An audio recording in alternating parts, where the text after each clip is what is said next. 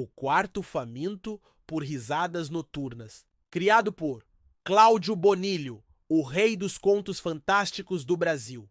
No pitoresco e absurdamente azarado vilarejo de Gargalhadópolis, onde até os espirros soavam como piadas e os soluços vinham em ritmo de samba, existia uma lenda sussurrada entre dentes e algumas dentaduras postiças: o quarto que engolia as pessoas que riam à meia-noite. Localizado na pensão da Dona Hermínia, uma senhora com um penteado que desafiava a gravidade e um humor mais seco que o deserto do Saara, o quarto número 4 era o epicentro do mistério. Ninguém sabia ao certo como o fenômeno começou. Alguns diziam que um antigo hóspede, um palhaço aposentado e terrivelmente sem graça, amaldiçoou o aposento após ser vaiado em seu último show. Outros culpavam um decorador de interiores com um gosto duvidoso e uma paixão secreta por buracos negros. Fato é, se o relógio badalasse 12 vezes e uma risada, por mais contida que fosse, escapasse dentro daquelas paredes cor de mostarda desbotada, ploft, a pessoa sumia, sem deixar nenhum bilhetinho. A notícia, claro, atraiu os tipos mais excêntricos. Primeiro veio Barnabé, o destemido caçador de mitos urbanos. Título autoproclamado após encontrar uma meia perdida que ele jurava ser do Pé Grande.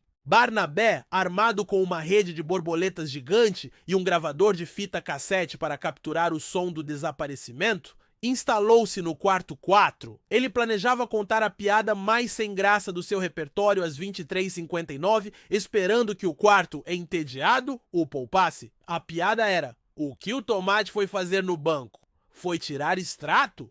À meia-noite em ponto, um silêncio tenso pairou sobre a pensão.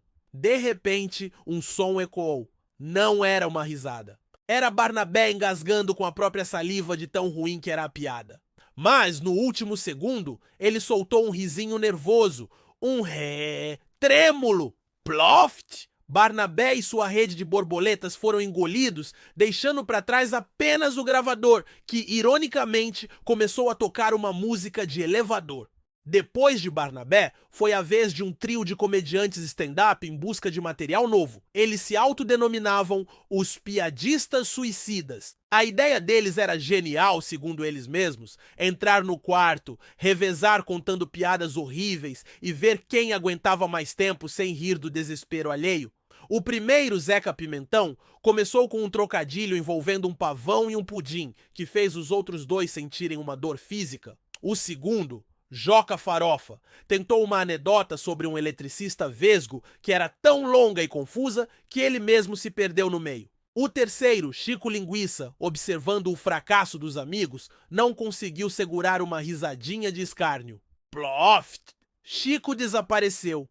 Zeca e Joca se entreolharam, o terror estampado em seus rostos. Joca, então, tropeçou no próprio pé ao tentar fugir e soltou um "Ai, que burro, dou 0 pra mim!", seguido de uma gargalhada de puro nervosismo.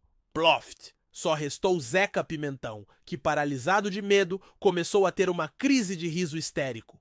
Ploft! O quarto fez a limpa. Dona Hermínia, a proprietária, estava à beira de um ataque de nervos e de perder sua licença da vigilância sanitária, que já implicava com suas samambaias carnívoras. Ela decidiu então contratar o professor Anacleto Sistino, um renomado parapsicólogo com um tique nervoso que o fazia piscar o olho esquerdo toda vez que ouvia a palavra quarto. O professor Sistino chegou com uma parafernália de equipamentos: detectores de ectoplasma, medidores de energia cômica e um capacete com antenas que, segundo ele, o protegeria de vibrações hilárias hostis. Ele passou a noite no quarto 4, completamente em silêncio, analisando cada rangido do assoalho.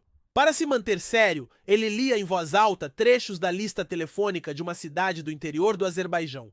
Chegou à meia-noite. O professor estava tenso. De repente, do quarto ao lado, onde estava hospedado seu Juvencio, um senhor com problemas de audição que assistia a um programa de pegadinhas no volume máximo, veio uma gargalhada estrondosa. O som atravessou as paredes finas como papel.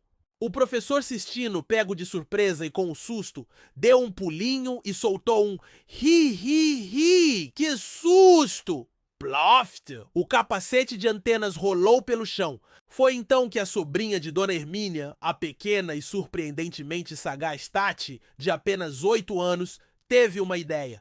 Tati era conhecida por suas perguntas intermináveis e por ter um hamster chamado Gengis Khan. Tia Mimi, disse ela com a boca suja de brigadeiro. E se o quarto não engole as pessoas? E se ele só as esconde porque não gosta de barulho de risada à noite? Igual o vizinho do 3B que reclama do meu Gengis Khan correndo na rodinha? Dona Hermínia parou para pensar. Era uma lógica infantil, mas... E se? Ela lembrou que certa vez perdeu suas chaves e, após acusar todos os hóspedes de roubo, as encontrou dentro da geladeira, onde ela mesma as havia colocado confundindo com um pote de geleia. Com uma equipe de voluntários, os poucos moradores que ainda não tinham sido engolidos ou fugido da cidade, começaram a investigar o quarto 4 com outros olhos. Reviraram o colchão, encontraram algumas moedas antigas e um biscoito fossilizado. Olharam atrás do guarda-roupa, descobriram um portal para Nárnia, mas era só o fundo falso mesmo. E finalmente, Tati, com sua altura privilegiada para investigar rodapés, notou um alçapão muito bem disfarçado sob o tapete felpudo.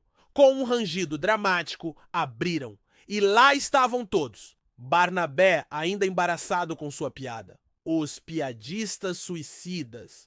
Agora debatendo quem contaria a primeira piada no especial de comédia do Clube dos Engolidos. E o professor Sistino, ajustando seu capacete amassado e murmurando sobre a falta de rigor científico dos alçapões. Acontece que o construtor original da pensão, um sujeito excêntrico chamado Arquibaldo Risonho, detestava ser acordado por festas noturnas. Engenheiro nas horas vagas e comediante frustrado nas demais, ele criou um engenhoso sistema de alçapão no quarto de hóspedes mais barulhento. O mecanismo era ativado por um sensor sonoro calibrado para detectar frequências específicas de risadas, conectado a um relógio.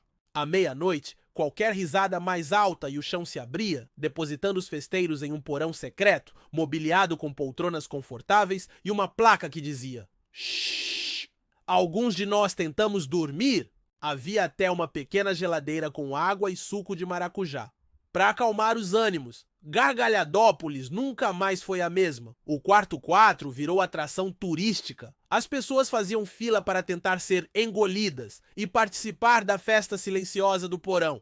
Dona Hermínia começou a cobrar ingresso e até instalou uma máquina de refrigerantes lá embaixo. Barnabé virou o guia oficial contando sua história e sua piada ruim para todos os visitantes. Os comediantes finalmente acharam seu público cativo e o professor Sistino escreveu um best-seller, O Alçapão Quântico e Outras Anomalias Acústicas da Meia-Noite.